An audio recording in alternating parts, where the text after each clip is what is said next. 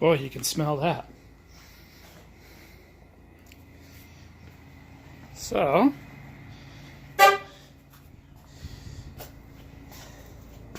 yeah, it's spouting a few things over here since I got it back. Didn't do that before. It's doing it quite a bit now. Depends on where I lay the car out to spend on where this is happening. It's definitely coming out the exhaust. It's been doing that for about a month since I got the car back. Probably not a bad thing considering the work that was done to the car. So, I got the car back, I don't know, about a month ago. I actually took it back in earlier this week, or last week, Friday, to have the water pump replaced. So, if you get a little closer there, you see that white piece right there. And if you come down in here, you might see it. Oh, actually, you can see it. Kinda. There it is. Pro Speed has a brand new radiator fan in it, performance radiator fan in it. Down at the bottom, which I kind of could show while we were there. I know my license plate was showing on the car, but I think it's pretty evident what car I own now. That is brand new down at the bottom.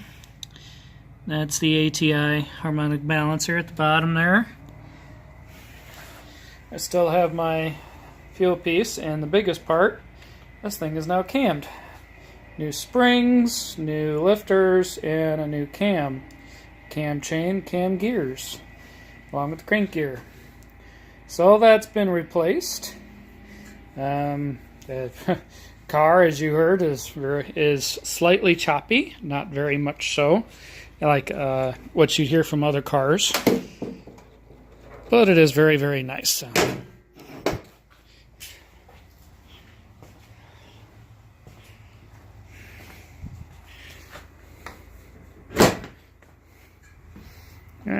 There's my not fully mated hood yet. I just haven't messed with it yet, and actually doesn't look too bad, so I haven't really jacked with it. So, Cords did an awesome job. Their policy was a little awkward. I'm usually used to having to fill out some paperwork, some forms, and being able to do a few things here and there and talk with them. Basically, with Cords, you just walk in, give them your keys, they do the work, let you know when to come up. They're pretty much dead on their time frame. Say, come and get it this time. They'll call you. They live more off email than they do off of phone calling, which isn't too much of a surprise. As a matter of fact, I got more input from them from their Facebook, because this car was on their Facebook for a bit, basically stating what their week's work was, and mine was car for cam and fan, and oh, high mileage. Thanks, guys. So they did an awesome job with it, though. Joe's a really awesome guy there. They got Nick did something with the trainee on this puppy, bar none. Major difference to the car.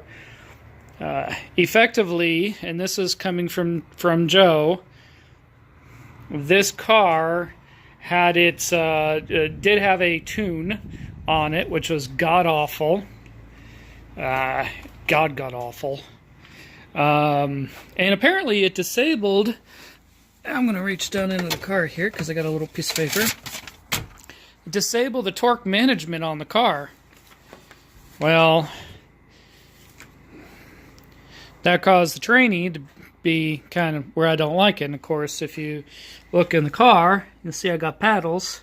So I do have the paddle shift 6-speed. And I always used it in paddle shift mode because I didn't like how the transmission changed. And the transmission was pretty consistent, but it was a very long delay. Well, take it over to Cords. Have Nick start working on it, and this car is day and night. So, I guess I'll show you what this poor little thing's doing. Was I hoping for more? Yeah, but I was actually looking for reliability as well. So you get what you pay for, and I pay a little bit more for the reliability. So as you can see, it cords. I actually asked them about the dip. I think I know what I'm going to have to do about that. And that only happened when they first did it. This is before and after the cam. Understand, I still have the intake headers, full exhaust out the back, but I still have catalytic converters. So when this thing came in, it was at 326.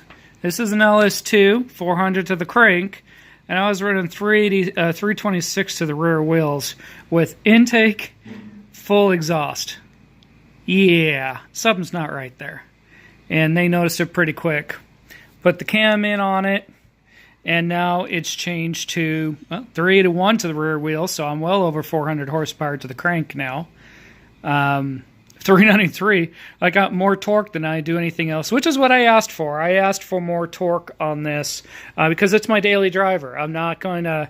One of the funny things that was brought up, and you'll actually see it here, well, you see my red line stopped here, but on the new specs, I jumped all the way up to 7K, which is what they have it set to now. I can redline 7K, and they brought up, Joe brought up the fact of, well, now you can rev it. Well, I never really did. Matter of fact, this car usually never over 5K. I daily drive it. So my average run is usually between 2 to 5K. I don't even hit the red line on this car. So worrying about that wasn't that big of a deal. So as of now, it can definitely do a lot more. What they essentially did was give this horse some nitro and then gave it reins by tuning the tranny. And so the car feels mean. It wants to go. You can feel the push in the car. But when you go for it, when you have the tranny on it, it's very, very controlled. Very smooth car. So hands off to Cords. They did an awesome job at exactly what I was looking for in this car. I'll deal with that a little bit. So I haven't gotten to do the video yet over what got done with this, but definitely a right direction. Very costly, but one of the famous things. It's going to cost you. It's either going to cost, or you're going to have reliability. You're going to have performance. Well, I went for cost, performance, and reliability. So that's what I did here. Still have to figure out what's going on there. I'm pretty sure I know what that is. And the engine's okay. I think it's actually getting a lot of its carbon and junk blown out of it now that it's tuned properly. So it's not filling up. And I also have a feeling I might start losing these cats too. So at some point I might pull the cats out of this car.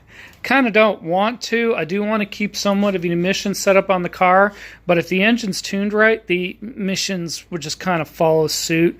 So the cats really aren't doing any good in that retrospect if the engine's tuned properly. We'll see how that works out. I have a couple pieces left that I have to do before it gets too hot for the summertime work. And that's these guys here. So for any of those guys with Corvettes, they know what this is. When I purchased this car, the front air dam was pretty much destroyed because the car was so low to the ground. Give you an idea. You see how low this car is already. It's pretty damn low to the ground. You take a look at the gap between the wheel and the tire. When I got the car, there was no gap. This piece here was touching here. There was no gap at all. So every time I've lifted this car up to do maintenance or anything like that, I've always started kind of cranking on the lowering bolts. The Stellas are stock ones with the rubber stops on the bottom, but I'm pretty sure those rubber stops are going out, and The car is fairly level. I have done well to keep it fairly level. I think I might be maybe a centimeter or two off one side on the back, and that's because of the one bolt that's damaged on this side. I think that's about it. But otherwise, the stands in this car is exactly where I want it, and it's high enough now that I can put the air dam back on, which is one of the things the Chevy dealership said was a problem with the car overheating.